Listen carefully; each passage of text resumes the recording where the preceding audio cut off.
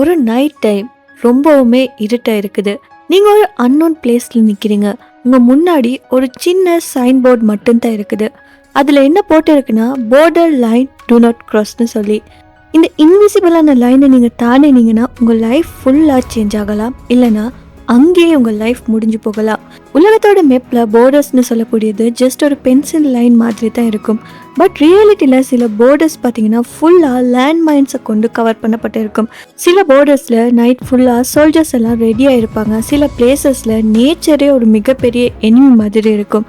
So ஒரு சின்ன step, ஒரு சின்ன பிழை, இது எல்லாமே அந்த இடத்துக்கு போனால் லைஃப் ஆர் டெத் இந்த ரெண்டு சிச்சுவேஷனுக்குள்ளே உங்களை தள்ளிடும்னு சொல்லலாம். ஸோ இன்றைக்கி நம்ம இந்த வீடியோவில் என்ன எக்ஸ்ப்ளோர் பண்ண போகிறோம்னா, உலகத்தோட மெப்பில் இருக்கக்கூடிய ரொம்பவுமே டேஞ்சரஸான சில போர்டர்ஸை பற்றி.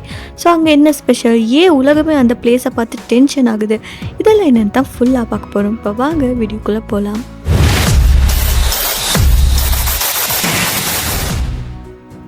அதில் முதலாவது பார்க்க போகிறது North Korea and South Korea border. இது தான் உலகத்திலே ரொம்பவுமே டேஞ்சரஸான போர்டர்னு சொல்லி எக்ஸ்பர்ட்ஸ் எல்லாம் சொல்லுற பிளேஸாக இருக்குது. அதாவது இதோட பேர் பார்த்தீங்கன்னா DMZன்னு சொல்லப்படுது. அதாவது டெமிலிட்டரைஸ்ட் ஜோன்னு சொல்லப்படுது. இதோட மீனிங் என்னென்னா நோ மிலிட்டரி ஏரியா. பட் ரியாலிட்டியில் இதோட சிச்சுவேஷன் டோட்டலி டிஃப்ரெண்ட்னு சொல்லலாம். ஃபுல்லாக இங்கே சோல்ஜர்ஸால் கார்ட் பண்ணப்பட்டு இருக்கும். அண்ட் லேண்ட் மைன்ஸ் எல்லாம் கிரவுண்டில் ஃபுல்லாக கவர் பண்ணப்பட்டு இருக்கும். அது மட்டும் இல்லாமல் 24 மணித்தியாலுமே கேமராஸ் எல்லாம் ஸ்கேன் பண்ணிக்கிட்டே இருக்கும். ஸோ யாராவது பெர்மிஷன் இல்லாமல் இங்கே க்ராஸ் பண்ண ட்ரை பண்ணால் இமீடியட்டாக அரெஸ்ட் பண்ணிடுவாங்க. அதில் வேர்ஸ்ட் கேஸில் என்ன நடக்குன்னா ஷூட்டிங் கூட நடக்கலாம். ஸோ டூரிஸ்ட்டுக்கு கூட சிம்பிளாக விசிட் பண்ண இங்கே முடியாது.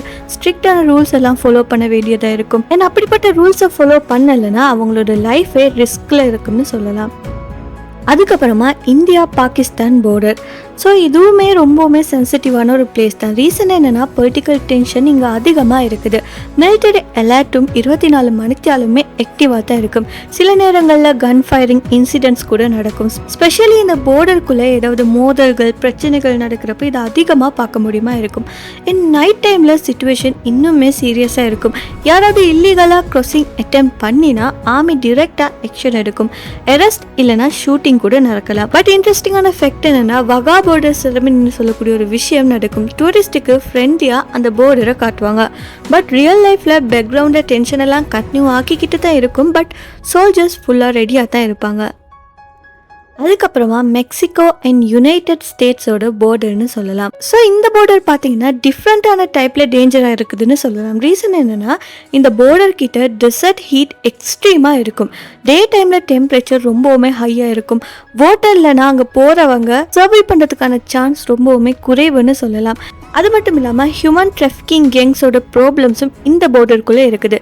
இல்லீகல் க்ராசிங் ட்ரை பண்ணுற மக்களை அங்கே இருக்கக்கூடிய கேங்ஸ் கேப்சர் பண்ணி அவங்கள மிரட்டுவாங்கன்னு சொல்லப்படுது. அண்ட் இல்லீகலாக க்ராஸ் பண்ண ட்ரை பண்ணினா வாட்டர் ஷார்ட்டேஜ், ஹீட், டெசர்ட்டோட காம்பினேஷன் இதெல்லாம் சேர்ந்து அவங்களோட லைஃபுக்கு அதே ஒரு மிகப்பெரிய ரிஸ்காக மாறும். ப்ளஸ் செக்யூரிட்டியுமே ஸ்ட்ரிக்டாக இருக்கும். போர்டரில் சோல்ஜர்ஸ், ட்ரோன்ஸ், கேமராஸ் இதெல்லாம் ரெடியாக இருக்கும். இல்லீகலான க்ராசிங் அட்டெம்ப்ட் பண்ணினா இம்மீடியட்டாக ஆக்ஷனும் எடுக்கப்படும். அதுக்கப்புறமா ஆப்கானிஸ்தான் அண்ட் பாகிஸ்தானோட போர்டர். இது ஒரு மவுண்டன் ஏரியாவில் இருக்கிறது. கண்ட்ரோல் பண்ணுறது ரொம்பவுமே கஷ்டம்னு சொல்லலாம். அது மட்டும் இல்லாமல் இங்கே ஆயுதங்களை மறைச்சி வச்சிருக்கக்கூடிய சில குரூப்ஸ் எல்லாம் இருக்குதுன்னு சொல்லப்படுது.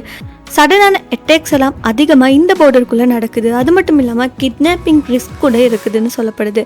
கவர்மெண்ட்டோட கண்ட்ரோல் ஃபுல்லாக ஸ்ட்ராங்காக இல்லாத பிளேசஸில் இது இருக்கிறதால ஃபாரின் ட்ராவலர்ஸுக்கு இங்கே போகிறது மிகப்பெரிய ரிஸ்க்குன்னு சொல்லலாம். அதுக்கப்புறமா சூடான் கான்ஃப்ளிக்ட் போர்டர்ஸ். ரீசெண்ட் இயர்ஸில் அங்கே சிவில் வார் நடந்துக்கிட்டே இருக்குது. ஸோ அங்கே இருக்கக்கூடிய லா அண்ட் ஆர்டர் இதெல்லாம் ஆல்மோஸ்ட் கொலாப்ஸ் ஆகிடுச்சுன்னு சொல்லலாம். போர்டர் ஏரியாவில் அடிக்கடி யுத்தம் நடந்துக்கிட்டே இருக்கும், சண்டைகள் நடந்துக்கிட்டே இருக்கும். அதனால அங்கே இருக்கக்கூடிய மக்களுக்கு ஒரு நிம்மதியான லைஃபே இல்லைன்னு சொல்லலாம். அங்கே அடிக்கடி உதவி பணியாளர்கள் மக்களுக்கு ஹெல்ப் பண்ணிக்கிட்டு இருக்காங்க. ஏன்னா அவங்களுக்குமே நிறைய ப்ராப்ளம்ஸை ஃபேஸ் பண்ண வேண்டியதாகவும் இருக்குது சிச்சுவேஷன். ஸோ இப்படிப்பட்ட போர்டர்ஸ் எல்லாம் சில சிம்பிள் ரீசன்ஸ்னால political conflict, military tension, illegal activities, natural environment risk இதனாலேயே டேஞ்சராகி இருக்குதுன்னு சொல்லலாம். ஸோ இந்த ஃபேக்டர்ஸ் எல்லாம் கம்பைன் ஆனால் ஒரு ராங் ஸ்டெப் எடுத்தாலும் மிகப்பெரிய டேஞ்சரை சந்திக்க நேரிடும். ஸோ ட்ராவல் பண்ண முன்னாடி ஆல்வேஸ் ஒஃபிஷியல் ரூல்ஸை செக் பண்ணுங்கள் அண்ட் ரிஸ்க் ஏரியாஸை அவாய்ட் பண்ணுங்கள். உலகத்தோட மெப்பில் பார்த்தா போர்டர்ஸ் எல்லாம் ஜஸ்ட் லைன் மாதிரி தான் தெரியும். பட் ரியாலிட்டியில் அங்கே லைஃப் த்ரெட்னிங் சுச்சுவேஷன்ஸ் எல்லாம் இருக்கும். ஸோ இந்த பார்டர்ஸ்லேயே இது ரொம்பவுமே டேஞ்சரஸாக இருந்துச்சுன்னு சொல்லி கமெண்ட்டில் சொல்லுங்கள். ஏன்னா இது மாதிரி இன்னும் இன்ட்ரெஸ்டிங்கான ஃபேக்ட்ஸ் வேணும்னா மறக்காமல் இந்த வீடியோவை லைக் பண்ணி ஷேர் பண்ணி மறக்காமல் நம்ம யூடியூப் சேனலையும் சப்ஸ்கிரைப் பண்ணிக்கோங்க.